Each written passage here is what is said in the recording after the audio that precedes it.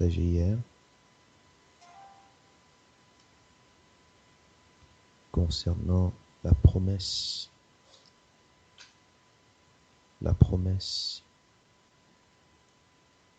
qui a été faite par notre Père créateur des cieux et de la terre, notre héritage.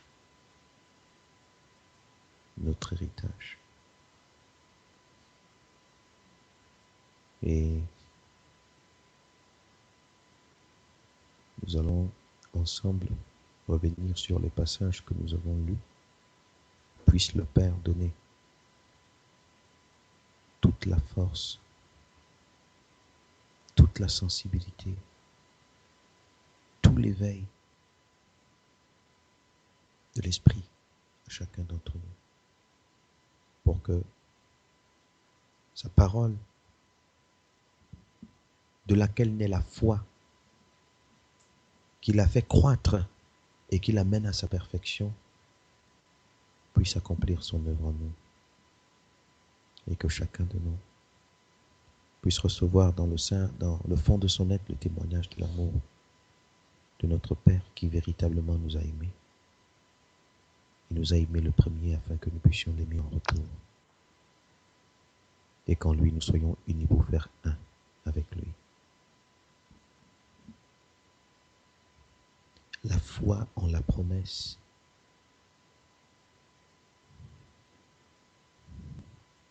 Et l'accession au royaume. La foi en la promesse. L'accession au royaume. J'espère que frère Amani a le son.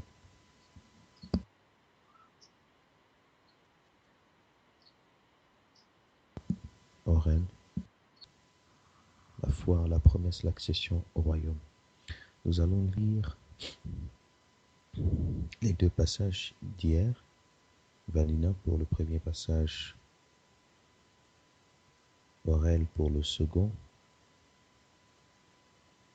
Et nous lirons en passant deux autres passages aussi utiles. Valina, tu te souviens des références, non?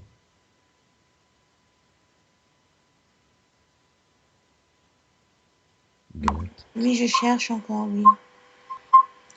Galates.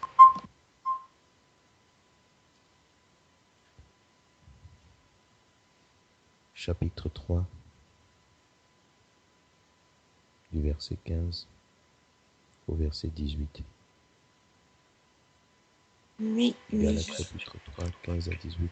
Romains chapitre 9, du verset 10 à 21. Ok. Allons-y pour la lecture. Galates 3, 15. Mes frères, prenons un exemple de la vie ordinaire. Je suis dans la Bible du Seigneur. Lorsqu'un homme a rédigé son testament en bonne et due forme, personne ne peut l'annuler ou y ajouter quoi que ce soit. Or, c'est à Abraham et à sa descendance que Dieu a fait ses promesses. Il n'est pas dit et à ses descendances, comme s'il devait y avoir plusieurs lignées pour bénéficier de ses promesses. À ta descendance ne désigne qu'une seule descendance, et c'est le Christ. Eh bien, je dis ceci, une alliance a été conclue par Dieu en bonne et due forme, à la manière d'un testament. La loi est survenue 430 ans plus tard. Elle ne peut donc pas annuler cette alliance et réduire par la même promesse à néant. En effet, si l'héritage du salut dépend de l'accomplissement de la loi, il ne repose plus sur la promesse. Or, c'est bien par une promesse que Dieu a accordé sa faveur à Abraham. Amen. Amen. Romains. Donc, Romains 9, verset 10 au verset 21. Je suis dans français courant. Et ce n'est pas tout. Pensons aussi à Rebecca. Ses deux fils avaient le même père, notre ancêtre Isaac. Mais Dieu a son plan pour choisir les hommes Son choix dépend de l'appel qu'il leur adresse et non de leurs actions. Pour montrer qu'il demeure fidèle à ce plan, Dieu a dit à Rebecca, alors que ses fils n'étaient pas encore nés, il n'avait donc fait ni bien ni mal, l'aîné servira le plus jeune. Comme le déclare l'Écriture, j'ai aimé Jacob, mais j'ai repoussé Ésaü. Que faut-il en conclure? Dieu serait-il injuste? Certainement pas. En effet, il a dit à Moïse, j'aurai pitié de qui je veux avoir pitié et j'aurai compassion de qui je veux avoir compassion. Cela ne dépend donc pas de la volonté de l'homme ni de ses efforts, mais uniquement de Dieu qui a pitié. Dans l'Écriture, Dieu déclare au roi d'Égypte, je t'ai établi roi précisément pour montrer en toi ma puissance et pour que ma renommée se répande sur toute la terre. Ainsi, Dieu a pitié de qui il veut et il incite qui il veut à s'obstiner. On me dira peut-être, alors pourquoi Dieu nous ferait-il encore des reproches, car qui pourrait résister à sa volonté? Mais qui es-tu donc, toi, homme, pour contredire Dieu? Le vase d'argile demande-t-il à celui qui l'a façonné, pourquoi m'as-tu fait ainsi? Le potier peut faire ce qu'il veut avec l'argile. À partir de la même pâte, il peut fabriquer un vase précieux ou un vase ordinaire. Amen. Amen.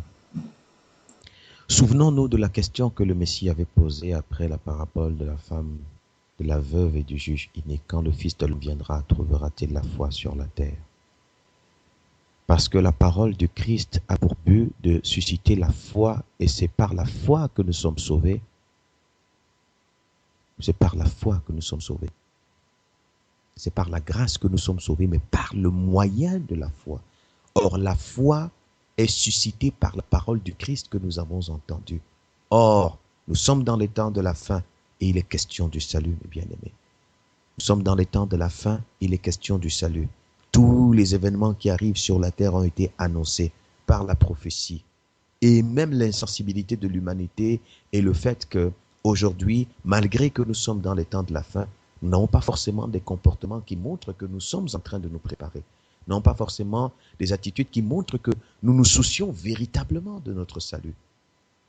Cela ne vient pas de nous, ça vient de ce qui a été annoncé et donc du déploiement des forces spirituelles méchantes qui savent très bien que nous sommes dans la dernière heure de l'histoire de la civilisation humaine. Il est dit dans Apocalypse, « Heureux, cieux et vous qui habitez le ciel, malheur à la terre et à la mer, car le diable est descendu vers vous, sachant qu'il lui reste très peu de temps. » Lui, il sait qu'il lui reste très peu de temps, et c'est parce qu'il sait qu'il lui reste très peu de temps qu'il doit déployer ses dernières stratégies pour gagner un grand nombre de personnes, s'il le pouvait.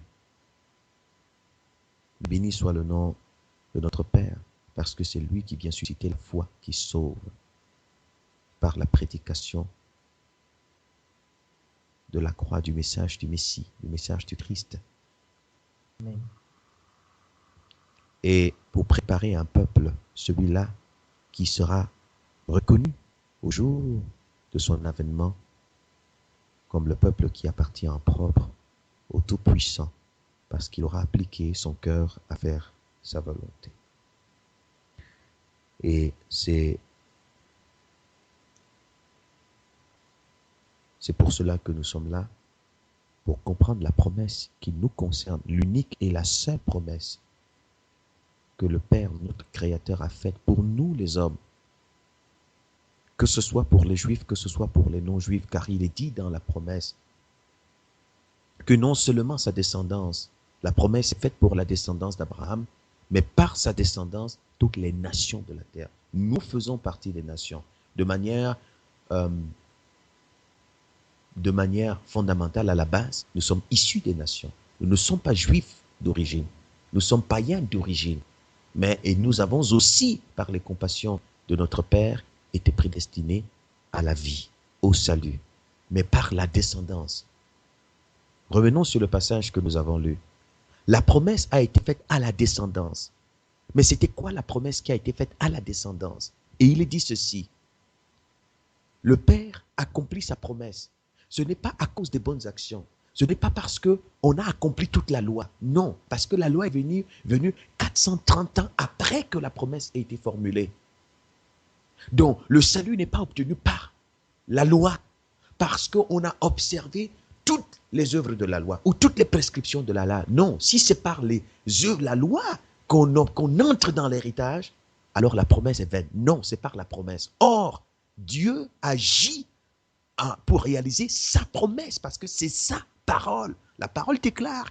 En lui, il n'y a point de changement ni donc de variation. Parce qu'il est fidèle en lui-même. Il ne peut se rier de lui-même. Il est fidèle en lui-même. Donc, quand il a dit, il accomplit ce qu'il a dit. Sa parole ne sort pas de sa bouche, ne retourne pas à lui sans avoir accompli ce pourquoi elle est sortie. Sa promesse. Qu'a-t-il promis? C'est quoi l'objet de la promesse? C'est là que naît la foi qui sauve.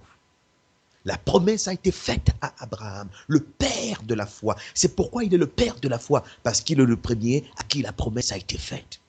Il a cru en cette promesse, il a adhéré en la promesse, et il est devenu le père des croyants, le père de tous ceux qui croient, de tous ceux qui adhèrent. À quoi?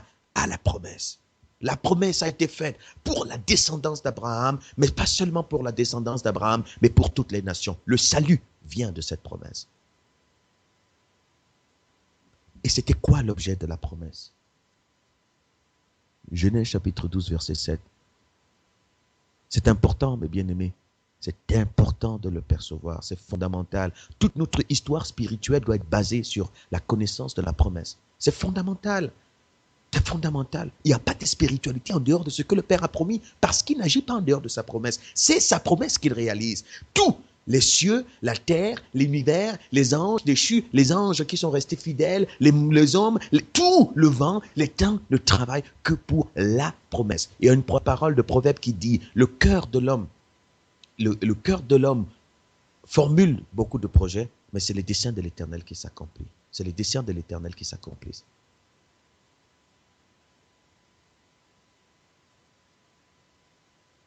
Le cœur de l'homme médite beaucoup de projets, mais c'est le dessein de l'Éternel qui s'accomplit.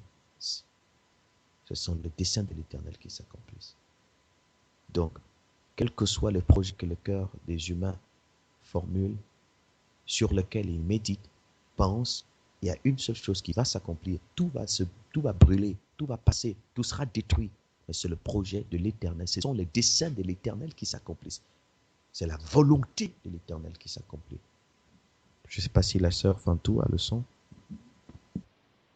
Allô, Fantou, tu nous entends?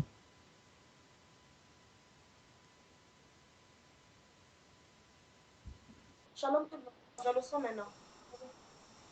La promesse. La promesse, c'était quoi l'objet de la promesse? Genèse chapitre 12, verset 7, frère Oel, s'il te plaît.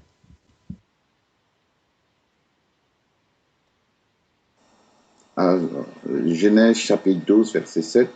Le Seigneur apparut à Abraham et lui dit, je donnerai ce pays à ta descendance. Abraham construisit un hôtel. Bon. C'est verset 7, juste le verset 7. La promesse, c'est le pays. Je donnerai ce pays à ta descendance. Voilà l'objet unique de la promesse. Donner à Abraham, à sa descendance, le pays promis. Il a quitté la maison de son père, sa patrie. Il a quitté ses repères, mais vers un pays que le Père allait lui montrer. Et la promesse a été faite de lui donner ce pays à sa descendance et de bénir aussi toutes les autres nations de la terre. C'est-à-dire que les nations de la terre devaient aussi rentrer dans la promesse du pays. Or, dans la réalisation de la promesse, dans sa dimension symbolique, dans ce qu'on appelait l'Ancien Testament, l'Ancienne Alliance, le pays, c'est Canaan. Canaan, c'est le lieu où coule le lait et le miel. C'est le lieu du repos, c'est la destination de la marche, la destination de la course, la finalité de l'histoire. Canaan, c'est là où le peuple et Elohim se rencontrent, le peuple et Dieu se rencontrent pour fusionner. C'est là, Canaan, le lieu du repos, donc de l'accomplissement. Canaan. Et Canaan symbolisait le royaume. Et nous allons voir que dans la première dimension de la réalisation de cette promesse dans sa face symbolique, en attendant que la descendance à qui avait été faite la promesse arrive pour aller à la conquête du pays et rendre cette accession au pays disponible pour tous les fils appelés. Nous allons voir que le Père Elohim va prophétiser. Il va dire à Abraham. Pourquoi d'abord Abraham, lui, il a été approuvé? Parce qu'il a cru en la promesse. C'est pourquoi il marchait sur la terre comme n'ayant pas de demeure. Parce qu'il savait qu'il va vers le pays promis. Il n'avait en vue que le pays promis. Il ne vivait que pour le pays promis. On dit qu'il habitait dans les tentes. C'était le signe qu'il était comme un voyageur, un étranger sur la terre. Parce que sa demeure, sa destination n'était pas la terre, mais c'était le pays promis. Il a cru. Et cette foi lui a été imputée à justice. Il a cru en la promesse. Parce que de lui devait naître la descendance dont Isaac a été le symbole. Abraham, c'est de là que la foi est née. La notion de foi naît pour la première fois véritablement à ce niveau. Or, d'où vient la foi? De la promesse. Il a cru en quoi? La promesse. Il a adhéré, c'est-à-dire il a adhéré au projet du Père. Le Père lui a révélé son projet. Je vais te mener vers un pays et je vais faire venir une descendance à qui je vais donner le pays. Abraham a dit, sur ce projet, sur cette promesse pour laquelle tout va travailler, les cieux, la terre et l'univers, j'adhère. Je n'ai plus d'autre vie que de vivre pour la promesse. Je n'ai plus d'autre vie que de marcher vers la promesse.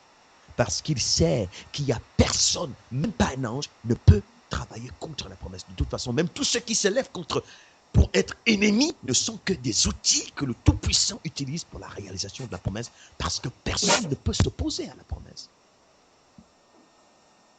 Il y a un micro qui est ouvert, je ne sais pas si... Ah, oh, c'est lui d'Aurel. Donc, c'est ça, mes bien-aimés. C'est là qu'on dit il est le Père de la foi. Or, il est dit dans les Écritures, tous ceux qui vont avoir la foi du même type qu'Abraham seront bénis comme il a été béni. Le Père de la foi. Laquelle? Celle qui naît de la connaissance de la promesse et qui s'accroche à la promesse. La foi qui sauve est celle qui naît de la connaissance de la promesse et qui n'agit que pour la promesse. La foi n'est pas une pensée positive ou ferme d'obtenir quelque chose qu'on croit, qu'on aime, qu'on chérit, qu'on veut sur la terre. Non, ce n'est pas la foi d'Abraham. La foi naît de la connaissance de la promesse. Dieu n'est pas venu réaliser les desseins des hommes. Il n'est pas venu accomplir les passions des hommes. Il n'est pas venu satisfaire leurs passions et leurs désirs. Il est venu accomplir sa promesse. Et c'est dans la réalisation de sa promesse que l'homme doit s'accomplir et que se trouve notre bonheur. Et c'est pourquoi dans la première dimension, l'une des dimensions importantes, fondamentales, qui symbolise puissamment ce que nous allons voir qui nous concerne directement, donc la venue du Messie, c'est Moïse. Le Tout-Puissant va annoncer, prophétiser à Abraham, tes descendants seront esclaves dans un pays étranger pendant 400 ans. Mais je viendrai libérer.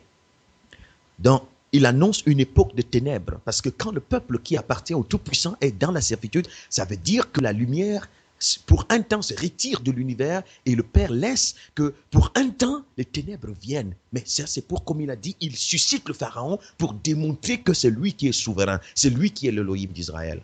Donc nous allons voir donc sur la terre, le peuple qui appartient au Père, être dans le secret, être comme inexistant, mais nous allons voir la terre être remplie d'une culture, de valeurs, de traditions, de connaissances qui n'ont rien à voir avec la volonté de notre Père, qui sera dans une culture égyptienne. On entre dans le règne égyptien. Dans ce règne égyptien sera marqué par toutes les dépravations, la méchanceté, donc tout ce qui les attributs du mal, qui n'ont rien à voir avec le Tout-Puissant. Rien à voir avec le Tout-Puissant. Et pendant ce temps de servitude, pendant ce temps de servitude, ceux qui avaient la conscience de la promesse étaient dans le gémissement, parce qu'ils savaient qu'ils sont dans des temps de servitude. Ils étaient dans le gémissement, le cri, pour demander au Père de venir les libérer, de venir les sauver, de venir les affranchir, de venir les sortir de là. il a plu au Père en réponse à leurs supplications. C'était des veilleurs, des esprits réveillés. Et au fur et à mesure de génération en génération, les premiers 100 ans, il a suscité des crieurs. Ainsi de suite, la deuxième génération, il a suscité des crieurs. Jusqu'à ce qu'il annonce, jusqu'à ce qu'ils viennent exaucer leurs supplications en faisant intervenir le libérateur. Et le libérateur est né en Égypte. Dans la même condition que tous les Hébreux. Il est né en Égypte, parmi le peuple. Il a grandi en Égypte.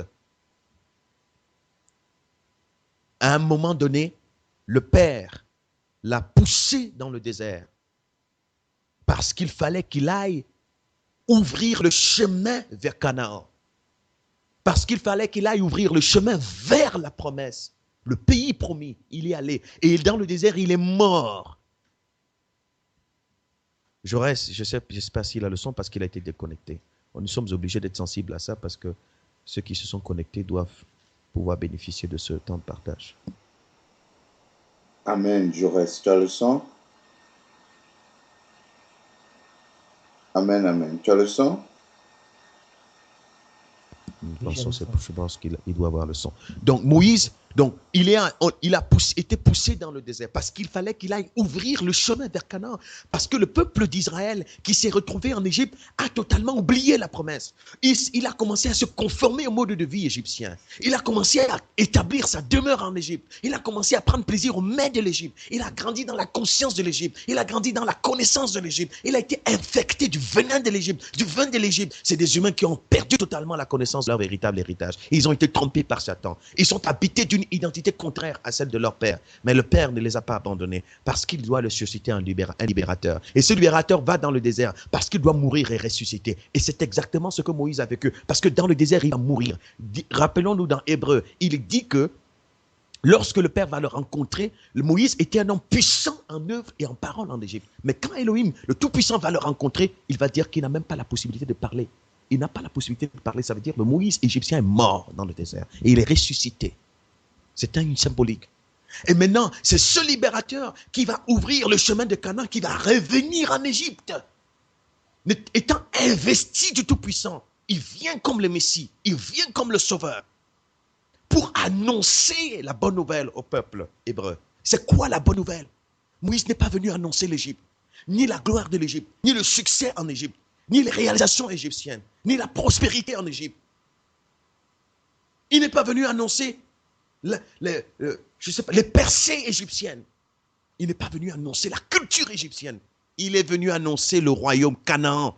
Il est venu annoncer l'objet de la promesse Canaan. La bonne nouvelle qu'il a annoncée au peuple, étant gouverné de la conscience égyptienne, pourtant peuple destiné à l'héritage, que Satan avait retenu prisonnier dans la servitude. Il est venu leur annoncer la nouvelle, la bonne nouvelle. Canaan, la terre promise. L'héritage destiné aux Juifs, l'héritage destiné aux vrais consacrés, là où l'homme doit s'accomplir, là où se trouve la paix et le repos. Ils ont cherché cette paix en Égypte, ils ne l'ont pas trouvée. Certains ont acquis des maisons, d'autres ont eu des terrains, d'autres ont eu des champs, d'autres ont eu des identités, d'autres ont eu des repères, d'autres ont eu Moïse, d'autres ont eu tout. Mais ils n'ont pas trouvé le bonheur qu'ils recherchaient, parce qu'il n'est pas en Égypte que se trouve le bonheur. C'est à Canaan, sur le chemin vers Canaan.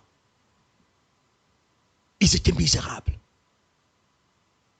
Parce que, étant motivés par la conscience égyptienne, ils se sont cherchés en Égypte. Mais ils ne se sont pas trouvés. Parce que ce n'est pas là leur destination. Ce n'est pas là leur héritage.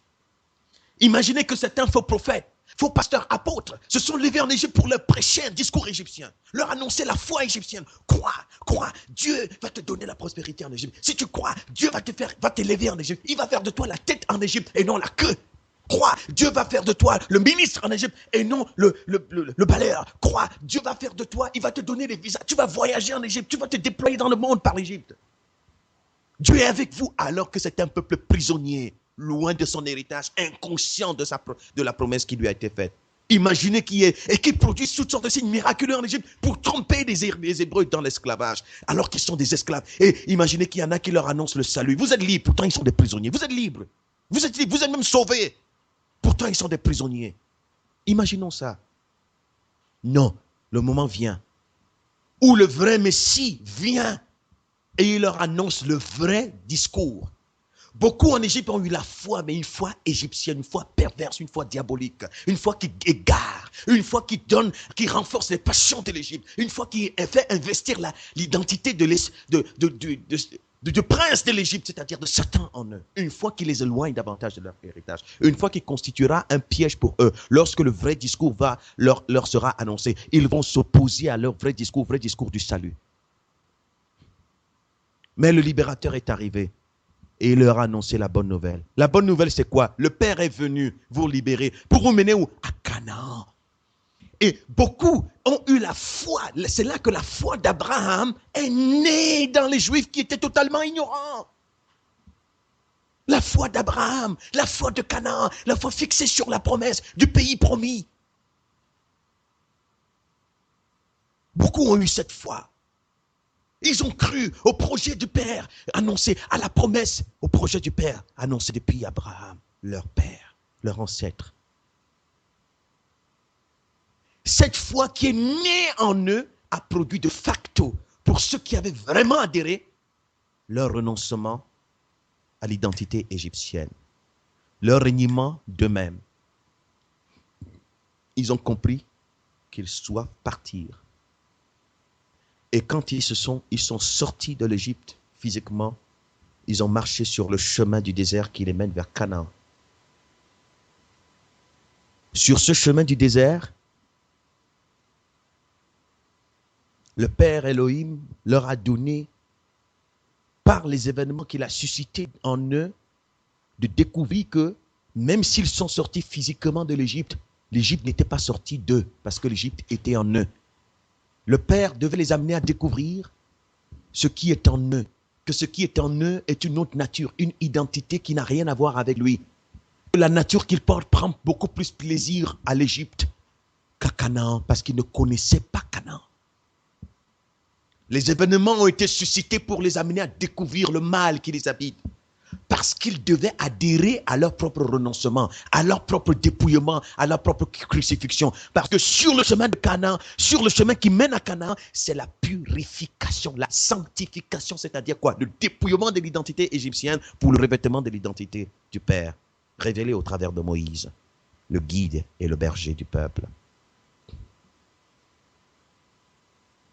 Et le signe que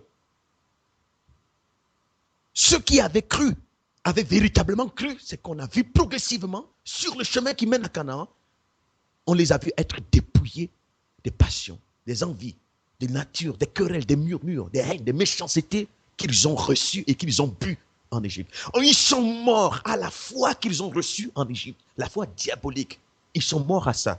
Et pour eux, désormais, ils n'avaient qu'une seule ambition, rejoindre Canaan. Et ils savaient que pour rejoindre Canaan, il faut qu'ils se laissent transformer sur le chemin par le Père pour épouser sa nature, parce que personne n'entrera à Canaan qui soit contraire à Dieu.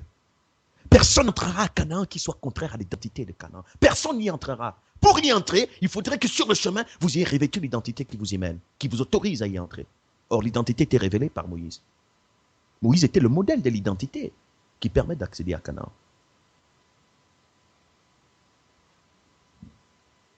Ceux qui se sont laissés ainsi dépouiller, ceux qui se sont laissés ainsi défaits, on les a vus continuer à commencer à manifester les murmures, les haines, les divisions. Et ils étaient angoissés pour les mets de l'Égypte. Les mets de l'Égypte, ils étaient demeurés égyptiens.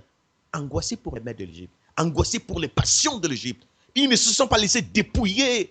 Le Père connaissait ce qui était en eux. Il ne les a pas condamnés pour autant, mais il savait qu'il faut que la foi, s'ils ont vraiment adhéré à Canaan, il faut qu'ils comprennent qu'ils décident de renier l'identité égyptienne qu'ils ont avec tout ce que ça comporte comme passion et comme désir et comme identité. Parce que ceux qui rentrent sur ce chemin, il n'y a qu'un seul qui en sort, le Messie.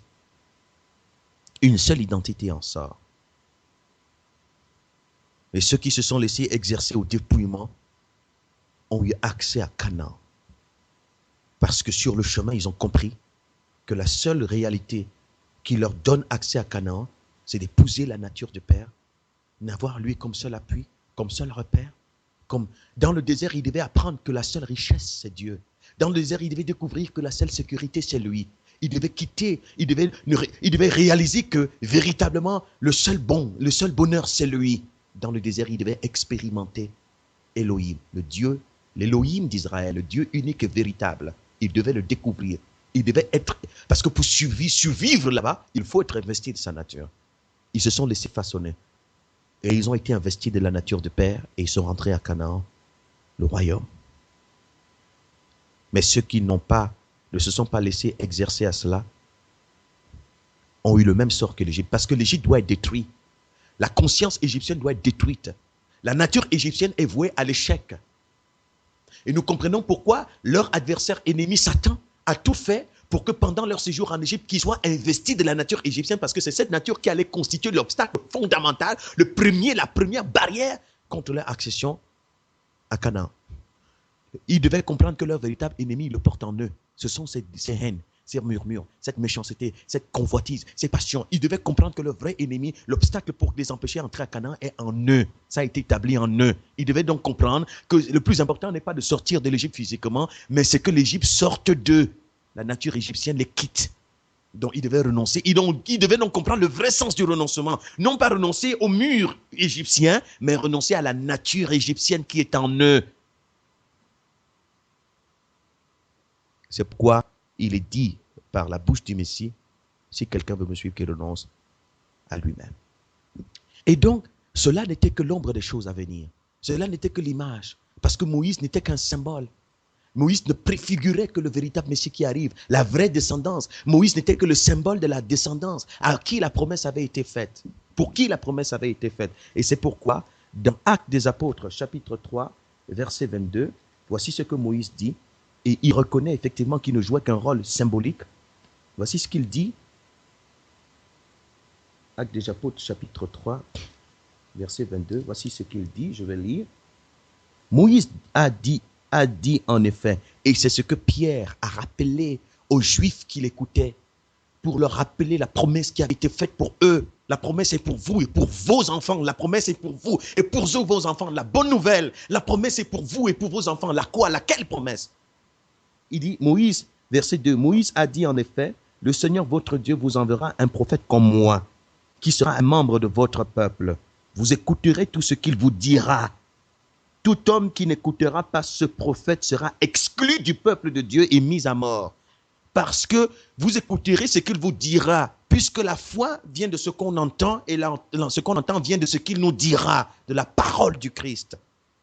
La loi est venue par Moïse, mais la grâce et la vérité sont venues par le Messie Yeshua. Il est dit dans Hébreu, Dieu a parlé anciennement par les prophètes, mais dans ce temps de la fin, il nous parle par le Christ, le Messie.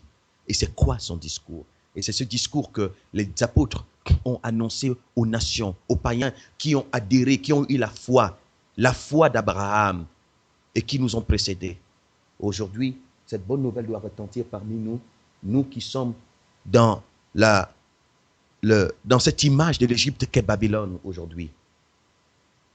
Et quand le Messie donc est arrivé, lui le Messie, qui est l'accomplissement des Écritures, l'accomplissement de la prophétie, quand il est venu, il est né dans le monde. Il est né comme un humain. Mais quand il est né comme un humain, il a trouvé les hommes dans un état de servitude. Comme Moïse est né dans la servitude. Les hommes étaient dans la servitude de l'Égypte, dans la servitude de Babylone, parce que les hommes étaient tous remplis de péché. Ils étaient privés de la gloire de Dieu, parce que tous avaient péché, étaient habités de la nature, qui a fait qu'ils ignorent le véritable sens de leur existence. Tous, chacun ne vivait que pour son propre intérêt. Chacun ne pense qu'à lui. Chacun ne se soucie que de lui. Et ils avaient la foi. Quand le Christ est arrivé, comme quand Moïse est né, il y avait la foi en Égypte. Il y avait la foi dans le monde, puisqu'il y avait des communautés religieuses. Or, la religion est basée sur la foi. Il y avait la religion des pharisiens, la religion des sadducéens, la religion des hellénistes, Parmi les juifs, il y avait des religions. Parmi les païens, il y avait des religions. Il y avait les religions. Les gens priaient, les gens jeûnaient. Les disciples de Christ, avant qu'ils ne le connaissent, ils priaient, ils jeûnaient. Ils avaient la foi. Mais une foi d'inspiration diabolique. Une foi qui leur enseigne d'établir leur demeure dans ce qui périt. Une foi qui fait que ce qu'il manifeste comme caractère au quotidien, cette communauté, elle semblait être divisée par des doctrines qui semblaient être différentes, mais elles étaient unies par le fait que le caractère qui s'est dégagé de leur rencontre, de leur union, c'était les haines, les divisions, les méchancetés, les jalousies, les calomnies, les passions impures. Et c'était ça qui les rivalités, c'était ça qui Et comme Paul a dit, ces choses-là, ceux qui les habitent, ceux qui les possèdent, n'hériteront pas le royaume, n'hériteront pas Canaan. Le Messie est venu dans ces temps de servitude universelle. Mais il est venu pour accomplir ce que Moïse a annoncé de manière symbolique. Il fallait qu'il aille ouvrir le chemin vers Canaan. Je suis le chemin, la vérité et la vie. Nul ne vient au Père. L'accomplissement de Canaan, le royaume, que par moi. Et c'est pourquoi le discours du Messie, quand il est venu donc en Égypte, qui est le monde global dans lequel il a trouvé les humains, la symbolique de l'Égypte, ce que l'Égypte symbolisait, c'est-à-dire le monde visible, dans lequel les hommes étaient enfermés, enténébrés. Quand il est venu, quand Moïse est venu, parce qu'il est venu, il a grandi, il a lutté pour s'élever au-dessus de celui qui a assujetti l'espèce humaine. Et c'est là qu'il est devenu, pour ceux qui croient à l'objet d'un salut éternel. Et quand il est venu, c'était quoi son discours? Il est venu annoncer quoi? Le royaume. Tous ceux qui ne l'écouteront pas seront exclus du peuple d'Élohim. Tous ceux qui ne l'écouteront pas, leurs noms seront effacés du livre de vie. Parce que son discours, il faudra l'écouter. Moïse a annoncé Canaan, le Christ a annoncé le royaume. Son discours, c'est le royaume. Cherchez le royaume. Ne craignez point petit troupeau, car votre Père a jugé bon de vous donner le royaume. Le royaume. Je suis venu vous chercher. Il y a plusieurs demeures dans la maison de mon Père. Si cela n'était pas, je vous l'aurais dit. Je m'en vais vous préparer une place. Le royaume. Le Fils est venu annoncer le royaume. Et comme Moïse, il a fallu d'abord qu'il connaisse les souffrances, qu'il apprenne l'obéissance par les choses qu'il a souffert, et qu'il vienne manifester l'identité du royaume, qu'il vienne se révéler. Et quand il est venu dans le monde du Messie, quand il a annoncé qu'il est rentré dans le ministère public, on a vu un homme différent de tous les autres humains. Ce qu'il manifestait, il incarnait, c'était l'identité du royaume. L'identité d'en haut. Parce que le royaume, il n'y a pas la méchanceté. Le royaume, là-bas, il n'y a pas les convoitises. Là-bas, il n'y a pas la haine. Il n'y a pas les rivalités. Non, il est venu révéler l'identité du royaume. Parce que le royaume a deux dimensions. Le royaume se révèle par son identité. Et c'est cette identité qui permet d'accéder dans les lieux, dans le royaume. Ceux qui épousent cette identité ont le pouvoir d'accéder dans le royaume. Donc voilà les deux dimensions du royaume. La dimension qui est manifeste sur la terre en termes d'identité et la dimension à laquelle on accède quand on sort de notre corps, c'est-à-dire les lieux suprême, élevé, là où le Père a son trône. Il est venu et il a annoncé le royaume. Il a manifesté l'identité du royaume. Et il a annoncé le royaume. Mon royaume n'est pas de ce monde. Il n'est pas d'ici-bas. Je suis venu pour rendre témoignage à la vérité. La vérité, c'est que la promesse faite à tous les humains, que ce soit les Juifs, que ce soit les païens, c'est le royaume. La descendance dont est venue. La descendance est venue et la descendance qui est venue était bien consciente de la promesse qui lui a été faite. Le Messie est venu sur la terre et il a eu la foi en la promesse. Il savait que c'est à lui qu'est promis le royaume. Il est venu comme un humain et il allait à la conquête de l'héritage qui lui a été destiné, c'est-à-dire le royaume. Et il a été revêtu de cette identité du royaume, mais il fallait qu'il meure et qu'il ressuscite afin que le consolateur vienne mener le peuple sur le chemin d'accession vers le royaume. Et quand il est ressuscité, pendant 40 jours, il a rencontré ses disciples. On dit pendant 40 jours, il leur a parlé de l'objet de la promesse. C'est quoi? Le royaume. Et c'est ainsi que beaucoup de religieux qui croyaient être sauvés, qui croyaient avoir la foi, qui découvraient qu'ils étaient perdus, parce qu'ils réalisaient que celui qui s'est construit en eux, c'est Satan. Comme il a dit à Pierre, arrière de moi Satan. Ils ont compris que ce qu'ils portent en eux, c'est une nature qui est en contrepoids pour les empêcher d'accéder vers eux. Alors quand ils ont découvert, ils ont entendu le message du Christ, la descendance, à qui la promesse avait été faite, et par qui les autres peuvent accéder à la promesse, ils ont eu la foi, puisque la foi vient de ce qu'on entend. Mais ils ont eu la foi en quoi? En l'objet de la promesse qui est quoi? Le royaume. Mais le principe pour y accéder, c'est de renoncer à soi-même. Ils ont eu la foi. La foi en la promesse. Ils n'ont pas eu une pensée positive. Le Messie n'est pas venu annoncer l'Égypte. Il n'est pas venu prêcher le royaume. Il n'est pas venu leur dire comment il est venu afin qu'ils puissent avoir l'argent. Il n'est pas venu leur dire comment il est venu mourir, ressusciter afin qu'ils puissent percer. Il n'est pas venu, il est venu leur dire que son royaume n'est pas de ce monde, il n'est pas d'ici-bas. Il est venu leur révéler leur héritage. L'héritage, là où se réalise leur bonheur. Il est venu et ils ont eu la foi. Ceux qui avaient la foi juive sont morts à cette foi juive et sont nés à la foi du Messie. Ceux qui avaient la foi païenne sont morts à leur foi païenne et sont nés à la foi du Messie. Mais la foi de la promesse pour suivre la descendance dans la promesse qui lui avait été faite, c'est-à-dire le royaume. Et ils l'ont suivi.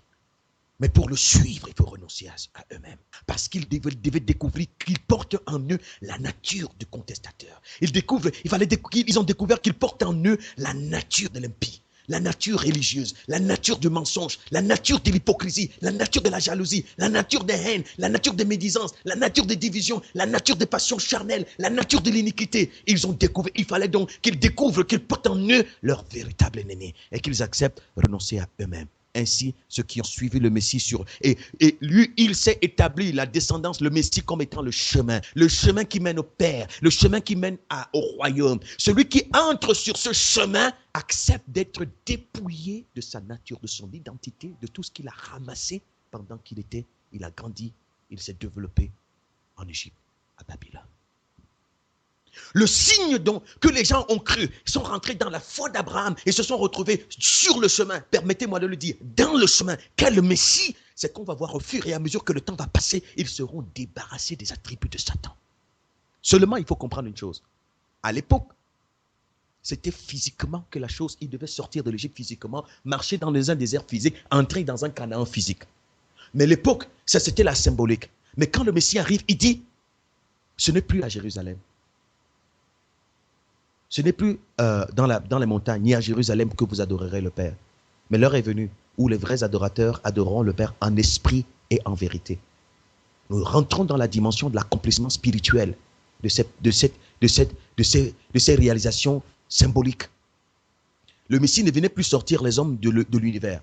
Il ne venait pas les sortir d'un champ physique pour les conduire vers une destination physique. Non, il venait libérer l'esprit humain. Parce que c'est l'esprit humain qui doit faire la marche et la course vers le royaume. Parce que ce qui va rentrer dans le royaume, c'est l'esprit, ce n'est pas le corps. Le corps va rester ici. Ce n'est pas une marche physique, c'est une marche spirituelle. C'est pourquoi c'est en esprit et en vérité. Il vient libérer les esprits humains pour les accompagner, pour les élever et les conduire sur le chemin vers le royaume. C'est l'esprit humain qui rentre vers le royaume. C'est l'esprit qui doit se réaliser dans l'identité du Père, qui doit accéder au royaume. Donc c'est une marche de l'esprit. La marche spirituelle. Et c'est pourquoi le combat est spirituel. Ils n'ont pas à lutter contre la chair et le sang. Ils n'ont pas à lutter contre les éléments physiques. Mais ils ont à lutter contre les forces spirituelles méchantes qui veulent les garder par les passions, par les méchancetés, par les attributs du mal, dans la conscience égyptienne, dans l'identité babylonienne, dans l'identité de Satan, la nature dans laquelle le Père ne se reconnaît pas. La nature des méfiances, la nature des jalousies, la nature des convoitises, la nature des passions charnelles, la nature du mensonge, la nature de l'imposture, de l'hypocrisie, la nature de la méchanceté, la nature des haines, colère. Dans cette nature-là, tous, et l'apôtre Paul a bien établi cela dans Galates, parce qu'il parle aux Galates. Ce discours, il le tient d'abord aux Galates, pour amener les Galates à comprendre. Pourquoi? Parce qu'il y avait certains Juifs qui venaient dire aux disciples du Messie à Galates, qui avaient adhéré à la foi d'Abraham, ils venaient leur dire, mais non, écoutez, ce que Paul vous dit, il vous manque. Si vous n'observez pas la circoncision, vous n'allez pas entrer dans le royaume. Il venait mettre les Galates en difficulté. Il venait les mettre sous pression. Il venait les tourmenter, ces Galates qui avaient adhéré véritablement. Ces esprits que le Père était venu libérer, il venait les perturber avec d'autres discours de la loi. L'apôtre Paul dit, mais qu'est-ce qui se passe? Vous avez commencé par l'esprit, vous allez finir par la chair?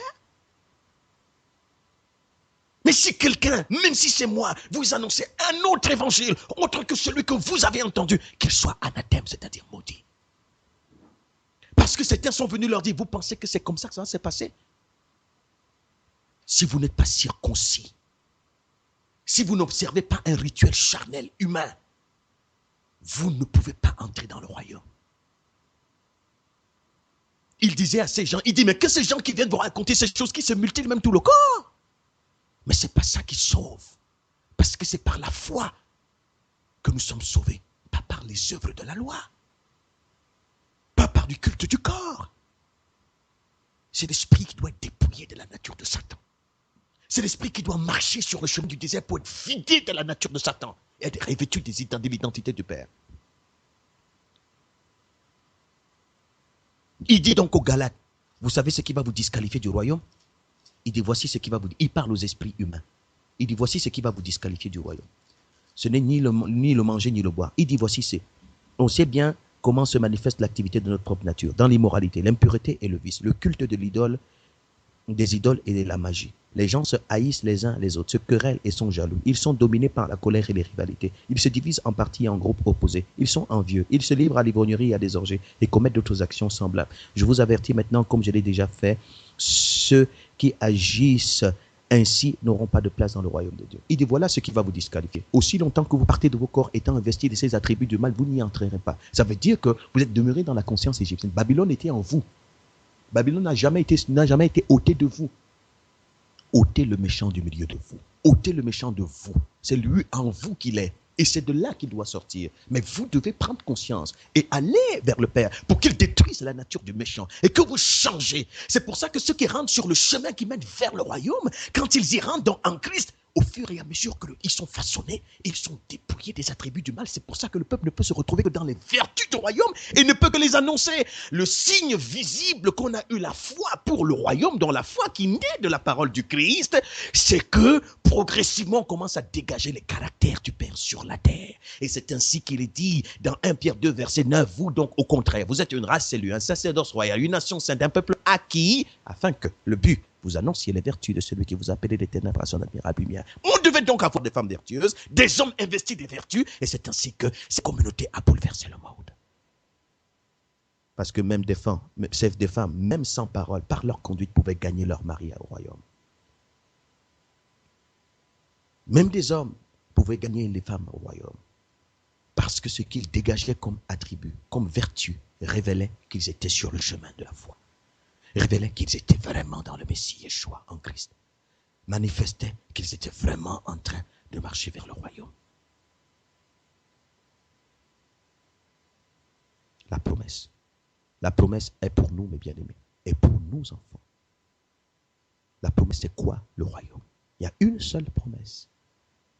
Et c'est la connaissance de la promesse qui nous a franchis de toutes les autres promesses diaboliques que la foi satanique dans laquelle plusieurs d'entre nous ont adhéré, a suscité dans nos cœurs, pour remplir plutôt en nous la nature de la convoitise, celle qui nous disqualifie de notre héritage qui est le royaume. La foi dans le Messie balaie nos cœurs, nettoie nos cœurs, purifie. Sur le chemin de la foi, on meurt. Un seul commence à se lever, le Père, dans son caractère. C'est pourquoi le peuple au milieu duquel il s'élève et qui marche sur ce chemin ressemble au Messie. Investi, commence à manifester l'identité du royaume, les caractères du royaume. Annonce ces caractères. J'aurais ça eu un souci de connexion. Aurel, s'il te plaît, on peut dire Amen pour qu'il ait le son. Amen, Jaurès. Amen, amen, Jaurès, tu nous entends? Parce que j'ai confiance en ce Amen. Quand on dit Amen, je suis sûr que ça débloque le son. Donc, c'est ça, mes frères et sœurs. La promesse a été faite pour nous aussi et pour nos enfants. La descendance, c'est le Messie. C'est lui qu'il faut suivre. C'est pour ça que il ne faut pas se ranger derrière un autre. Il faut se ranger derrière la descendance. Si on se range derrière la descendance qu'est le Messie, on est sûr qu'on va arriver à la promesse. C'est pourquoi il faut écouter son discours, le Christ. Il faut écouter son discours. Il faut écouter lui, pas un autre. Pas un autre. C'est pourquoi tout ce que je peux dire, si ça ne rejoint pas ce qu'il a dit lui, parce que c'est sa parole qui suscite la foi qui me sauve. Alors si Fabrice ne vous rappelle pas la parole du Christ, la bonne nouvelle, ne l'écoutez pas. Ne l'écoutez pas. Parce que si nous nous rangeons derrière un autre, nous allons nous retrouver à une autre destination. Il est le seul. Et c'est pourquoi tous les autres apôtres, pasteurs et tout cela n'étaient que des simples instruments qui ne faisaient que rappeler le message de la bonne nouvelle que le Messie est venu annoncer, le royaume.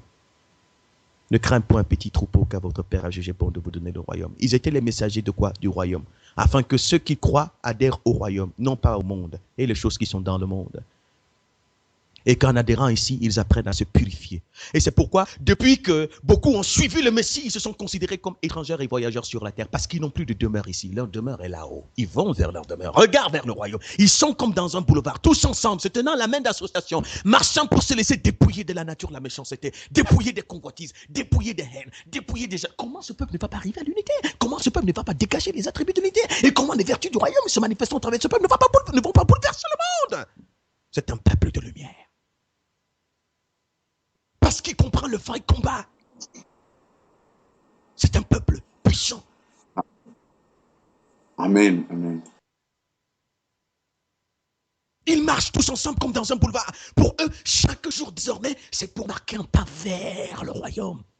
Et ils savent que pour entrer dans le royaume, ils doivent ressembler au Messie qui est le modèle. Il est le premier, il est l'héritier. Il est l'héritier et nous sommes co-héritiers avec lui de quoi? De l'héritage qui nous a été annoncé, révélé, destiné par la promesse. Nous croyons donc en ce que le Père a promis pour nous. Quoi? Le royaume. Et si pour y arriver, il doit me dépouiller de ma maison, me dépouiller de mes voitures, me dépouiller de tout. Gloire à son Saint nom. De toutes les façons, il m'apprendra à vivre, à me contenter, à me réjouir de tout ce qu'il permettra. L'objectif que je suis pour moi, tout ce que je veux, c'est ressembler au Messie en vue d'accéder au royaume. Et s'il doit me donner ses ailes pour que ça participe à me réaliser, gloire à son Saint nom. Le plus important, c'est que je vois la nature du Messie se former en moi en vue de posséder l'héritage qui m'est destiné par la promesse, que je n'obtiendrai pas parce que je suis parfait, mais c'est à cause de la promesse que je veux être parfait. Parce qu'il m'a aimé le premier, parce qu'il a promis me donner cela. Il m'a aimé, il n'a pas attendu que je sois parfait pour me destiner à cela. Vous voyez? Il n'a pas attendu que je sois parfait pour me destiner à cela. Il m'a destiné à cela avant même que je ne naisse. Maintenant, il arrive qu'à un moment donné de mon parcours, il me révèle que mais tu fais quoi là? Voici ce à quoi tu es destiné. Et comme il m'a aimé le premier, je veux l'aimer en retour parce que je réalise par la contemplation de la promesse, mais quel héritage merveilleux. À moi, un ayant comme moi, mais à moi, il destine la vie, sa nature, son identité. Il me destine à ça. À moi? Non, tu es digne que je te donne ce que je suis. C'est pour ça que la consécration à Elohim n'est pas une consécration malheureuse. Ce n'est pas une consécration forcée. Il ne prend pas ce qu'on ne donne pas avec joie. Pour donner avec joie, il faut savoir pourquoi tu donnes. Et pour donner avec joie, nous savons que nous gagnons plus. Et ce que nous gagnons, c'est le royaume. La bénédiction d'Abraham, c'était le royaume. La bénédiction d'Isaac, c'était le royaume. La bénédiction de Jacob, c'était le royaume. La bénédiction de la foi, c'est le royaume. La bénédiction de la foi d'Abraham, c'est le royaume. Et donc la bénédiction de la foi de Moïse, du Messie, le Christ, c'est quoi? Le royaume. La bénédiction de Paul, de la foi de Paul, c'est le royaume. La bénédiction de la foi de Pierre, c'est le royaume. Ils étaient bénis. Ils n'attendaient pas la bénédiction dans les possessions matérielles. Ils n'attendaient pas les bénédictions dans les déblocages financiers. Ils n'attendaient pas les bénédictions dans les visas. Ils n'attendaient pas les bénédictions dans... Non, ils étaient bénis de toute bénédiction spirituelle dans les lieux célestes, le royaume. Parce que ces bénédictions, c'est que le Père nous donne sa nature qui nous donne l'autorisation d'entrer dans son royaume. Si nous ne sommes pas revêtus de sa nature, nous n'aurons pas accès à son royaume. Vous voyez? C'est pourquoi ni la faim, ni la nudité, ni le péril, ni l'épée, ni les injures, ni les calomnies, ni les murmures ne pouvaient les arracher de l'amour du Père parce qu'ils se sentaient heureux et joyeux. Ils étaient heureux, ils étaient joyeux. Leur joie ne leur venait pas de ce qu'ils mangeaient, de ce qu'ils possédaient, mais de la connaissance de leur héritage vers lequel ils marchaient tous les jours. Et ils savaient que tous les événements, les circonstances n'ont pour but que de les y mener. Ah, oh, béni soit le nom d'Élohim. Ils pouvaient donc être en prison, avoir les sept-paupiers qui les blessaient aux pieds, comme Paul et Silas, et commencer à chanter des cantiques en l'honneur de Yahvé Adonai, et les fondements des prisons pouvaient s'ébranler pour la libération de ceux qui sont captifs. C'est cette attitude qui bouleverse le monde.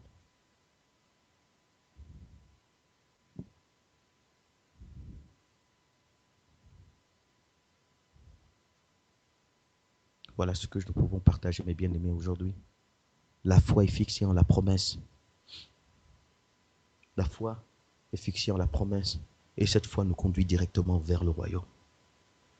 Et la prière de la foi, c'est donne-moi le royaume. Et pour accéder, entrer dans le royaume, je sais que je dois ressembler au Messie. Alors dépouille-moi de tout ce qui n'est pas conforme à toi. Vide-moi de ce qui n'est pas contre toi. Je ne veux plus être comme je suis. On commence à être sensible à sa nature, son identité, son comportement, ses attitudes, ce qui m'attire. Je ne veux plus être attiré. Seigneur, dépouille-moi, vide-moi. C'est ça, les supplications, les prières de celui qui a pour objectif royaume. Parce que sa demeure n'est plus ici. Il ne cherche plus à construire sa demeure sur la terre. Sa demeure, il sait qu'elle est réservée. Il ne construit pas sa demeure dans le ciel. Elle est déjà là. Il va vers sa demeure céleste. C'est pourquoi il se juge lui-même pour ne point être jugé. Et c'est cette marche sur le chemin qui mène vers le royaume qu'est le Messie, qu'est le Christ, qui donne naissance au peuple des consacrés. Même cœur, même âme, tout en commun. Parce qu'ils s'encourageaient, Ils se regardaient comme sur un boulevard en train de marcher. C'est pour ça que chacun, ils se fortifiaient les uns les autres. Chacun participait à soutenir. Quand on voyait un qui semble vouloir un peu céder, comme s'il veut retenir, non, non, non, tout le monde court pour le relever, parce que nous devons tous y arriver. Ce n'est pas un concours. Ce n'est pas un concours. Tout le monde doit y arriver. Le fondement de la course vers le royaume, c'est l'amour. On voudrait y arriver. On voudrait que le Père entraîne même un grand nombre de personnes. Et ce qui se dégage pendant qu'ils évoluent, ils seront en train de ressembler au modèle des fils du royaume, le Messie. Ils dégagent sa nature, son identité. Et les gens disent waouh. Et ils éclairent le monde. Et les autres frères peuvent découvrir qu'ils sont en train de courir vers un héritage qui sera détruit. Mais ils découvrent leur héritage au travers des disciples du Messie, c'est-à-dire leur identité dans le Messie. Et ils viennent. Et l'objet de la foi devient clair, le royaume. Et la vraie foi est révélée. Et le Messie disait, quand le Fils de l'homme viendra, trouvera-t-il la foi sur la terre? Parce qu'il savait qu'avant qu'il ne vienne, beaucoup de gens auraient la foi. Mais par la foi, pas la foi qui sauve, pas la foi du royaume, pas la foi fixée sur la promesse, la foi fixée sur les promesses charnelles, les promesses diaboliques, les promesses animales, les promesses qui gardent l'homme dans la servitude, les promesses qui font grandir la nature de Satan, les promesses que beaucoup, pour lesquelles les gens prient, jeûnent dans les communautés plus de temps parce qu'ils ne ressemblent pas au Christ, mais ils ressemblent à l'antichrist, qui ressemble à l'opposé du Christ, gouverné par les calomnies, les médisances, les haines, les jalousies, ils ne ressemblent pas, ils n'ont rien à voir avec le royaume. Ils le savaient, mais ils savaient aussi, conformément encore à la prophétie et à la promesse, ils suscitèrent un peuple au temps de cette fin qui annoncerait le royaume. Et ce peuple doit entendre la parole qui annonce le royaume, pour recevoir la foi qui détruit, la foi diabolique, la foi qui suscite, la foi qui est née pour la promesse, et la foi qui mène au salut, et qui va purifier les familles, qui va changer les relations dans les couples, les relations dirigées par la méfiance, par les mensonges, par les cachotteries, par les jalousies, par les haines, par les colères. Et une foi qui va produire des foyers de vertu, des familles de vertu, une communauté de vertu, donc la communauté du Messie, régie par l'amour sans hypocrisie. Ils ne sont plus gouvernés par les cachotteries, mais par la clarté, la vérité et la lumière. Et ils ne se regardent plus à partir des éléments extérieurs. Ils se regardent à partir de l'identité qu'ils portent. C'est cette identité qui bouleverse le monde. Et ils marchent, ils se donnent la main d'association pour marcher ensemble. Et chaque jour, ils avancent. Chaque jour, ils avancent. Tout ce qu'ils veulent, c'est y arriver. Et le Père les y mène. Et ce sont eux qui sont revêtus de vêtements blancs. Parce qu'ils apprennent à purifier leur robe. Ils apprennent à se purifier. Tous ceux qui ont cette espérance se purifient. Disent les Écritures. Comme le Messie lui-même est pur. Parce que le berger qui est à la tête du peloton pour mener le peuple vers le royaume est pur. Il faut lui ressembler. Et c'est ainsi qu'il est dit donc de l'objectif de la foi. Dans Éphésiens, je vais lire ce passage pour terminer. Pour cette fois-ci, c'est ainsi qu'il est dit dans Éphésiens. L'apôtre Paul annonce aux Éphésiens, au chapitre 1, verset 3, « Louons Dieu, le Père de notre Seigneur Jésus-Christ. Il nous a bénis dans notre union avec le Christ en nous accordant toute bénédiction spirituelle dans le monde céleste. » Notons que ceux qui étaient bénis de toute bénédiction spirituelle dans les lieux célestes, mais Paul, parfois il n'avait rien à manger, mais il était béni de toute bénédiction spirituelle dans les lieux célestes. Il était béni. Pourquoi? Parce qu'il était dans la foi d'Abraham, héritier selon la promesse, co-héritier avec le Messie. Et cette identité qui se réalisait en lui était la gloire, était le trésor, la force, l'intelligence, la vie. Verset 4. Avant la création du monde, Dieu nous avait déjà choisis pour être siens par le Christ, afin que nous soyons saints et sans défaut à ses yeux.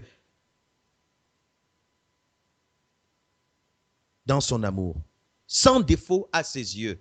Donc l'objectif de la foi, c'est que le peuple qui marche sur le chemin de la foi, qu'est le Messie Yeshua, doit parvenir. C'est des esprits qui parviennent devant le Père saint, sans défaut, saint et irréprochable. Pourquoi? C'est pourquoi ils accèdent au royaume.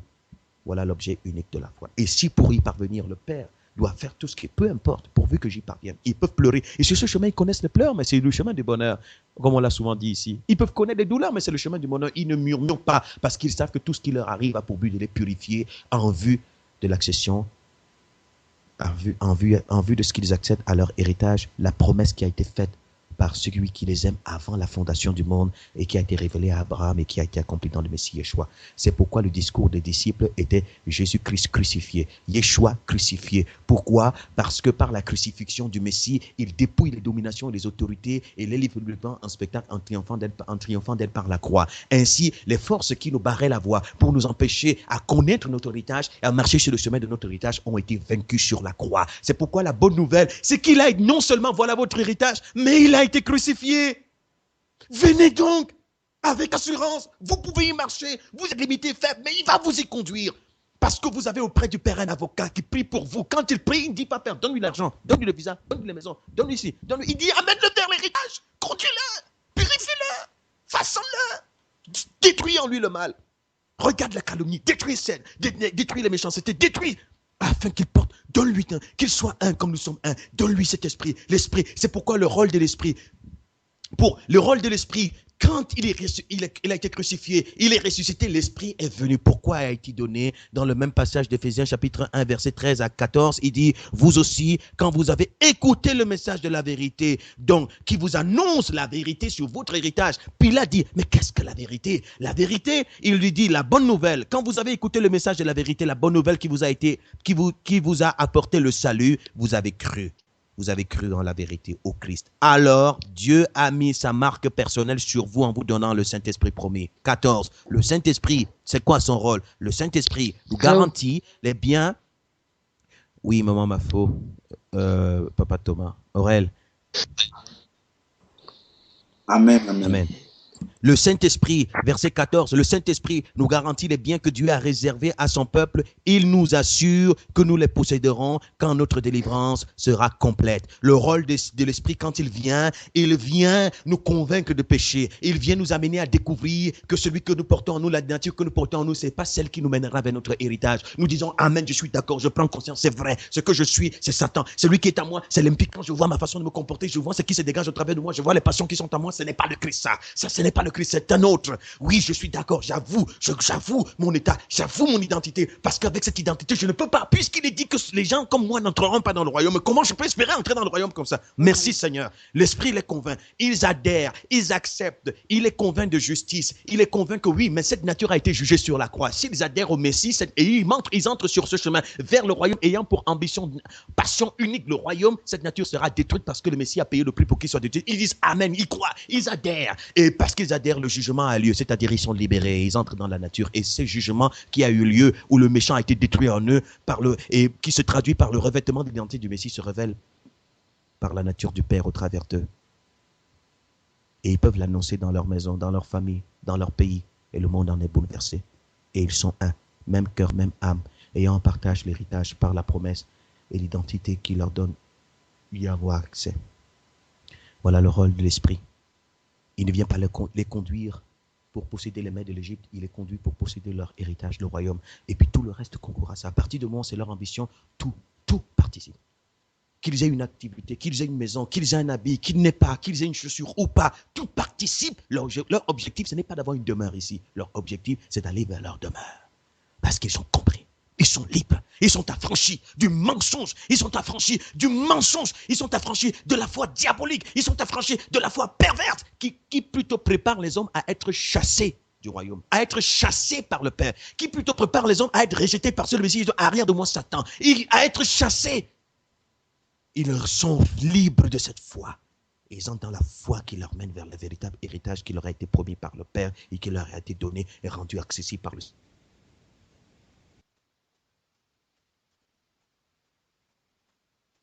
toi. C'est pourquoi il est dit, si tu as la foi, ce n'est pas toi qui l'accomplis. Celui qui réalise la promesse, c'est le Père. Parce que c'est lui qui réalise ce qu'il a promis. Mais toi, tu adhères simplement et tu y persévères. Si tu as la foi, et si elle est petite cette foi, c'est la foi que tu vas accéder vers ton héritage. C'est la foi que le Père, il t'aime et que vraiment ce qu'il t'a donné, c'est vrai. Tu crois vraiment en son amour. Tu crois que c'est à quoi tu as destiné, vraiment, c'est ça. Tu crois parce que tu adhères vraiment à ça. Et si c'est petit comme un grain de sénévé, quelles que soient les montagnes d'oppression, les montagnes de difficultés, les montagnes de barrières, les montagnes de séduction, les montagnes de tentation, sur le chemin pour t'empêcher d'y arriver, toutes ces montagnes vont céder.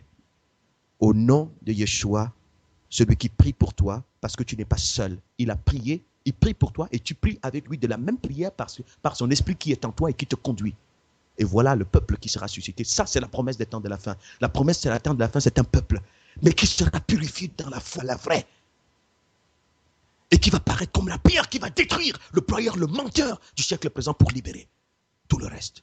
Et le Messie vient libérer, prendre ce peuple pour l'amener à l'accomplissement de sa promesse. Amen. Soyons tous bénis.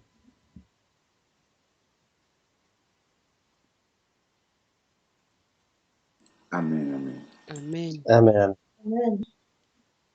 Amen.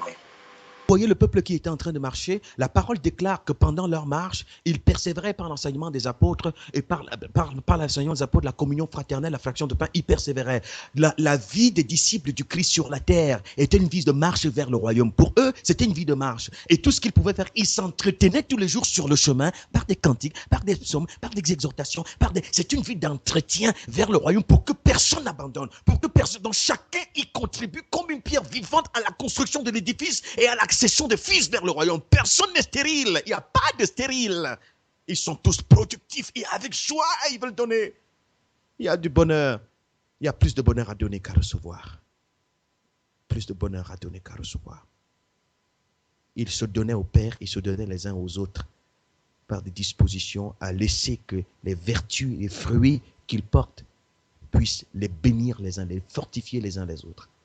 Par des cantiques, par des psaumes, ils se bénissaient, ils se fortifient, ils se donnent aux autres par des cantiques, par des psaumes, par des exhortations, par des vertus, par la patience, donc ils se donnent aux uns aux autres et ils se fortifient tous les jours vers le royaume. Voilà comment le peuple s'entretient. Et aussi longtemps qu'on puisse dire aujourd'hui, ils s'entretiennent dans la marche. Alors quand ils chantent, ils ont en vue le royaume. Quand ils chantent, ils ont en vue l'héritage. Ils chantent, ils ont vu l'héritage. Ils savent qu'ils ont. Et puis, nous parlerons de la protection peut-être demain par les compassions du Père. Ils chantent, ils ont vu l'héritage. Ils prient, ils ont vu l'héritage. Ils se fortifient, ils ont vu l'héritage. Ils se soutiennent, ils ont vu l'héritage. Et voilà le peuple qui marche. Parce qu'ils ont confiance en celui qui les guide. Car il est passé par là. Il a connu tout ce qu'ils peuvent connaître. Il a triomphé de tout cela. Et ils ont confiance en lui. Oh Yahvé, béni soit ton nom. Oh Yahvé, pour tes compassions. Oh Yahvé, pour ta promesse. Oh Yahvé, pour ton nom. Oh Yahvé, pour ta bonté. Pour ton amour infini. Toi qui viens accomplir ta volonté au milieu de cette génération. Oui, Seigneur. Il y a eu l'imposture. Il y a eu la méchanceté. Il y a tout ce que tu vois. Mais tu restes souverain. Et ce que tu as annoncé, tu viens le réaliser. Parce que le peuple qui t'appartient ne restera pas longtemps dans les ténèbres et la confusion. Mais tu viens le sortir. Il va adhérer. Et il va suivre. Et tu vas le conduire. Et tu vas te révéler. Et ta gloire sera manifestée dans ce monde-ci. Et toutes les nations de la terre la verront. Et tes ennemis se prosterneront. Et toute la création va jubiler. Parce que c'est toi qui commences. Et c'est toi qui finis. Amen.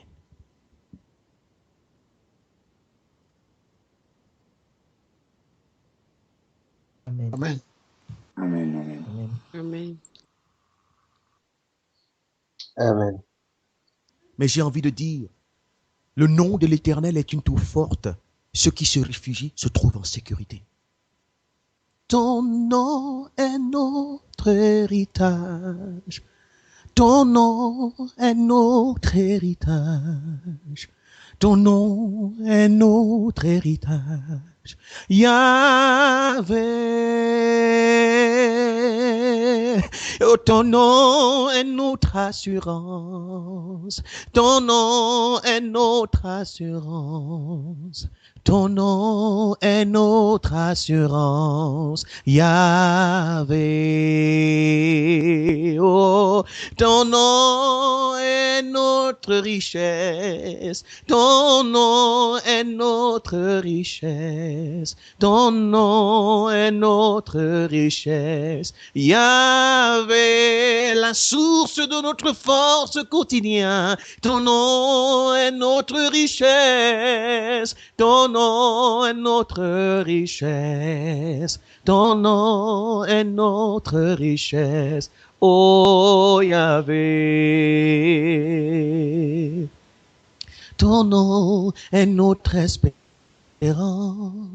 Yahvé, Elohim d'Israël, ton nom est notre espérance. Yahvé, cette espérance qui nous soutient chaque jour dans notre marche. Ton nom est notre espérance. Oh, ton nom est notre espérance qui nous fortifie. Ton nom est notre espérance. Yahvé, car la promesse est pour nous et pour nos enfants. Ton nom est notre espérance. Oh, ton nom est notre espérance.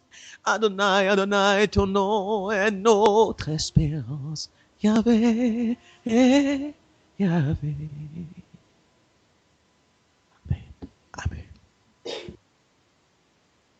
Amen. Amen. Amen, amen, amen, amen.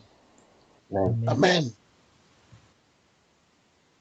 Vivante, rendons à Elohim, oh, gloire pour son nom.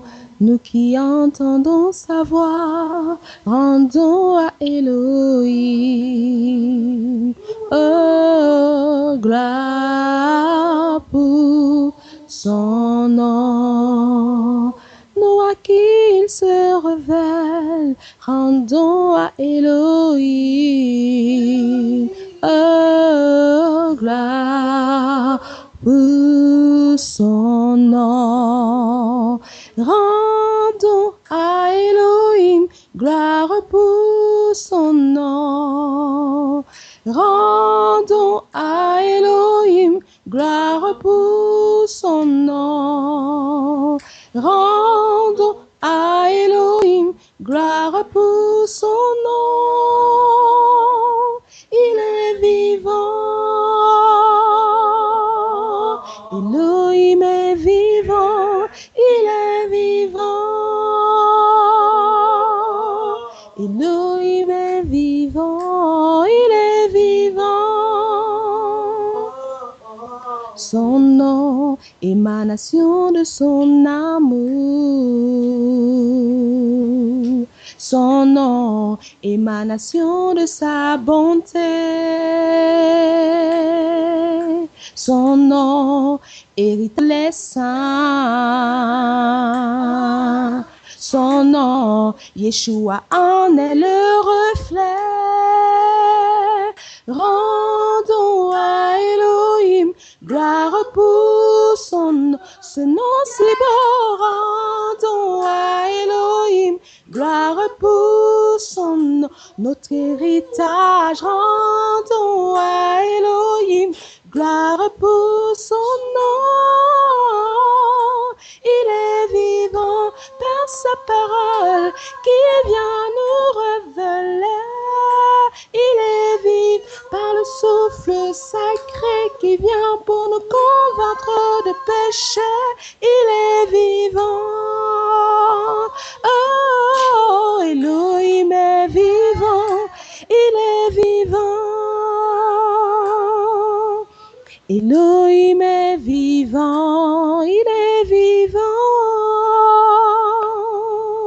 Son nom, émanation de sa beauté. Son nom, émanation de sa patience. Son nom, révélation de sa promesse. Son nom, le but de notre espérance. Rendons à Elohim, gloire pour son nom. Ce nom si beau, rendons à Elohim, gloire pour son nom. Ce nom si fort, rendons à Elohim, gloire pour son nom. Ses attributs, il est vivant, oui, oui, oui. Elohim est vivant, il est vivant. Elohim est vivant, il est vivant. Elohim est vivant, il est vivant. vivant, il est vivant, lui qui agit encore. Oh, il est vivant, lui qui vient nous mener à l'héritage promis. Il est vivant, rendons-lui gloire, rendons-lui gloire, il est vivant. Oh, il est vivant.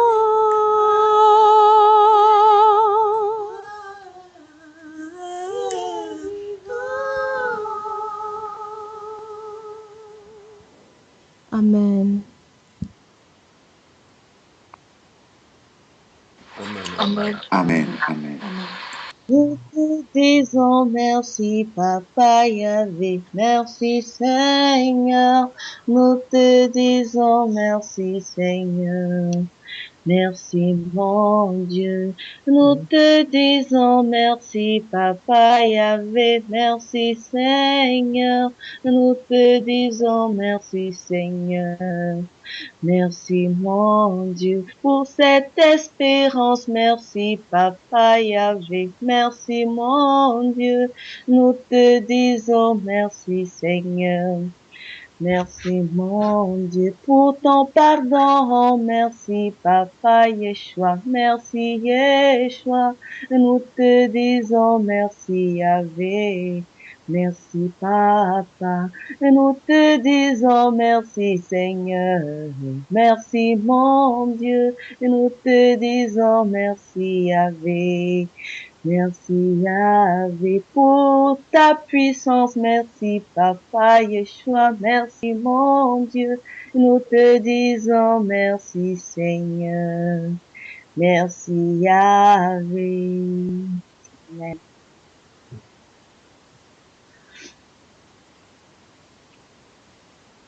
Amen. Amen. Amen. Amen. Amen.